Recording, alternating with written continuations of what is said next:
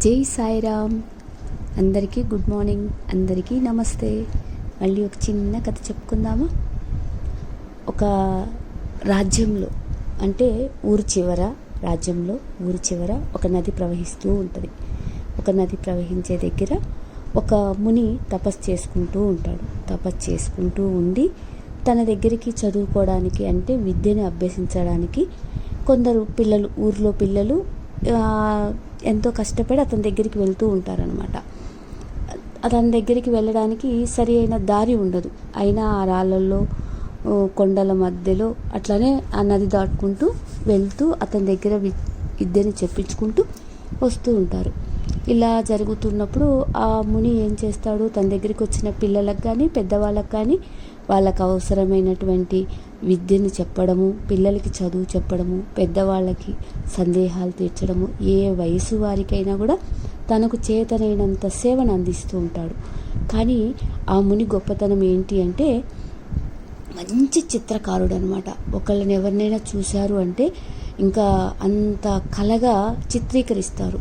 అందరూ ఆయన గీసిన చిత్రాలని చాలా ఇష్టపడతారు. ఎక్కువ ధర తీసుకొని అంటే చెల్లించి కొనుక్కొని వెళ్తూ ఉంటారనమాట. ఎక్కువ ధర అయినా సరే తనతోనే గీయించుకునేవాళ్ళు. ఎందుకు అంటే చాలా అందంగా ఉంటాయని అందరూ రాజ్యంలో అనుకోవడం కానీ ఊర్లలో అందరూ అనుకుంటూ ఉంటారు. ఆ ముని చాలా చక్కగా చిత్రీకరిస్తారు. మేము గీయించుకోవాలని ఊర్లో వాళ్ళు, వేరే వేరే రాజ్యాల వాళ్ళు కూడా అది పనిగా అతని దగ్గరకు వచ్చి అతని దగ్గర కొన్ని రోజులు ఉండి మరి చిత్రాలని గీయించుకునేవాళ్ళు అనమాట. అలా జరుగుతున్నప్పుడు అతను ఎక్కువ మొత్తం నాణేలు అంటే డబ్బును వసూలు చేసేవారు. అక్కడికి వచ్చిన వాళ్ళలో కొందరు ఏం చేస్తారు అంటే డబ్బులు ఉన్న వాళ్ళేమో ముని అడిగినంత డబ్బులు ఇస్తారు.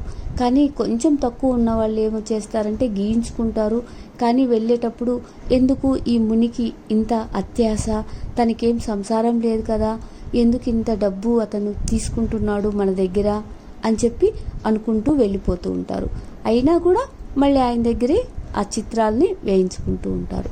ఇలా జరుగుతూ ఉండడంలో పక్క రాజ్యం నుంచి ఒక రాజనర్తకి ఆయన దగ్గరికి వస్తుందన్నమాట. ముని దగ్గరికి వచ్చి అడుగుతుంది, ముని గారు నా చిత్రపటాన్ని గీయండి అని అడుగుద్ది. ఓకే అని చెప్తారు. అంటే అప్పుడు ఆమె చెప్తుంది, ఎంత డబ్బులు ఇవ్వాలి మీకు అని అడుగుద్ది. నేను అలా డబ్బులు అడగను, మీరు మీ శక్తి ఎంత ఇస్తారో అంత ఇవ్వండి అని చెప్తారు. చెప్పంగానే ఆమె ఏం చేస్తుందంటే నా చిత్రపటం మీరు గీసినందుకు ఒక 100 వరహాలు ఇస్తాను అంటుంది. అంటే అప్పుడు ఆ ముని అంటాడు, కాదు నాకు 200 వరహాలు కావాలి మీ చిత్రపటాన్ని నేను గీసినందుకు అని అంటే అప్పుడు ఆమె వద్దు అని వెనక్కి వెళ్ళాలంటే ఆమెకు పరువుతో కూడుకున్నటువంటి పని కదా రాజనర్తకి. కాబట్టి చేసేదేం లేక సరే గీయండి అని చెప్పేసి అలా దూరంగా ఉన్న పొన్న చెట్టు అంటే మంచి పువ్వులు పూసి ఉన్న చెట్టు దగ్గరికి వెళ్ళి సాయంకాలం 6 గంటల సమయంలో ఆ చెట్టు కింద ఒక నాట్య భంగిమ పెట్టి ఆమె చిత్రాన్ని గీయించుకుంటుందన్నమాట.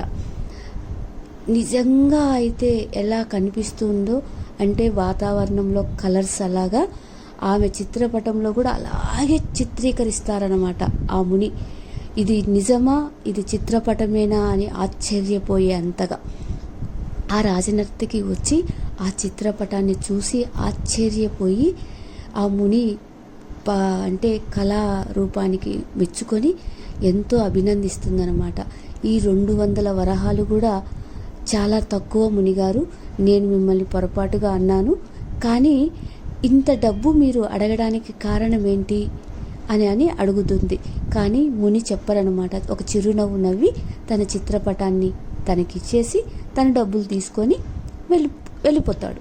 ఆమె వస్తూ ఉన్నప్పుడు ఆమె గుర్రపు బండిలో వస్తుంది కదా, ఆ గుర్రపు బండిలో వచ్చేటప్పుడు రోడ్డు సరిగా ఉండదు, రాళ్ళు రప్పలతో గుంటలు మిట్టలుగా ఆమెకి కొంచెం చాలా అనీజీగా అనిపిస్తుంది. ఏంటి ఈ దారి ఇంత అసహ్యంగా ఉంది అనుకుంటూ విసుక్కుంటూ వెళ్తుందన్నమాట ఆమె ఊరికి వెళ్ళేటప్పుడు. సరే అలా జరిగిపోతుంది. అలా జరిగిపోయిన తర్వాత ఇంకా మిగతా ఊర్లో వాళ్ళందరూ కూడా ఈ ముని గురించి అనుకుంటూ ఉంటారు. అనుకుంటూ ఉన్నప్పుడు అన్ని మాటలు ఆమెకు తెలుస్తూ ఉంటాయి. సరే అని చెప్పేసి, కానీ మళ్ళీ ఆమెకి ఇంక కొత్త విషయం ఏం తెలుస్తుంది అంటే, ముని చిత్రపటాలు గీయడం మానేశారు, ఇప్పుడు తపస్సు చేసుకుంటున్నారు, తన దగ్గరికి వచ్చిన వాళ్ళకి విద్యను బోధిస్తున్నారు అని చెప్పేసి మళ్ళీ వేరే వింటుందన్నమాట. ఎందుకు ఇంత సడన్గా అతను చిత్రాలు గీయడం మానేశాడు, అయినా నేను వెళ్ళి తెలుసుకోవాలి అని చెప్పేసి ఆమె మళ్ళీ ఆయన దగ్గరికి బయలుదేరి వస్తుంది. బయలుదేరి వచ్చేటప్పుడు అడవి మార్గంలోకి వచ్చేటప్పుడు ఆయన దగ్గరికి వచ్చే దారి చాలా మంచిగా రోడ్డు వేసి ఉంటుంది. ఇది గురుకులమేనా అన్నంత రూపురేఖలు మొత్తం మారిపోతాయి అన్నమాట. ఎంచక్కా మంచి మంచి గదులు, పిల్లలు కూర్చోవడానికి కానీ పెద్దవాళ్ళకి కానీ అక్కడ భోజన ఏర్పాట్లు కానీ అందరికీ అన్ని సౌకర్యాలతో కూడుకున్నటువంటి ఒక ఆశ్రమము తయారైపోయి ఉంటుంది. ఇది వరకు నేను వచ్చిన ప్లేసేనా ఇది అని ఆమె ఆశ్చర్యపోద్ది. అలా వెళ్ళి ఆ ముని దగ్గరికి వెళ్ళి, ఏంటి మునిగారు మీరు ఇంత సడన్గా మానేశారు చిత్రపటాలు గీయడము, ఎందుకని అని అడుగుతారు. మీరందరూ అనుకున్నారు కదా నేను ఎందుకు ఇంత డబ్బు తీసుకుంటున్నాను అని, నన్ను ఎంతోమంది అనవసరంగా ఎన్నో మాటలు అనుకున్నారు. అవన్నీ నాకు తెలిసినా కూడా నేను తట్టుకొని వీళ్ళందరి కోసం నేను ఈ పని చేశాను. పరుల సేవ కోసమే నేను నా పనికి రూపాయికి 2 రూపాయలు తీసుకున్నాను. ఇది అంతా నా కోసం కాదు, ఇక్కడ చదువుకోవడానికి వచ్చిన పిల్లల కోసం, పెద్దవాళ్ళ కోసం అని చెప్పి ఆమెకు చెప్తారు.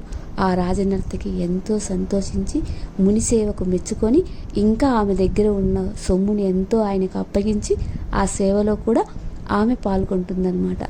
రాజులు వాళ్ళు వచ్చి మునిని ఎంతో గౌరవిస్తారు.